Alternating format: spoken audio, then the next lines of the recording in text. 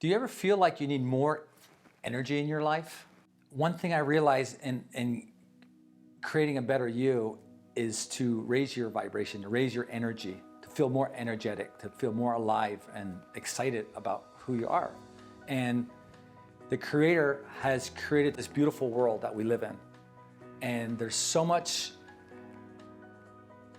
abundance in this world.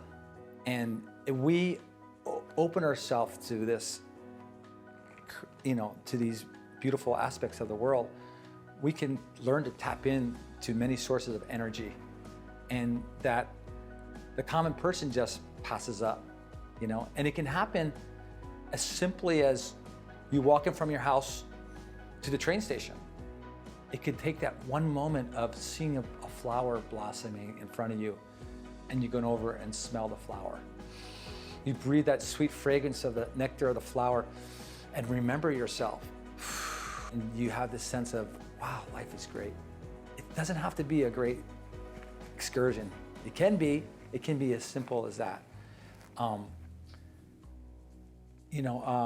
make it a habit every morning to go out and face the east, and I look at the sun and I greet the sun every day and thank it for its life-giving forces. And I have my children, whenever we go out, they automatically face the sun and bow to the sun, because we give honor to that, and because that's where our life force comes from.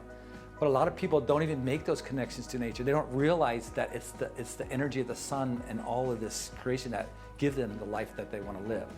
So there's this major disconnect between people and their surroundings. And it's right there for the taking, or the connection. They just got to be more consciously aware of their environment 360. And it's really quite simple, but yet it's so foreign to so many people. And it could be a simple walk in the park. It could be hugging a tree and giving the tree thanks for the roots that ground it, and the limbs that outreach the skies. It's just following the rhythms and the codes and the signs of the nature that surrounds them and becoming one with that. There's a discovery in that. And it's all around us, and it's there for our taking, or for our connection.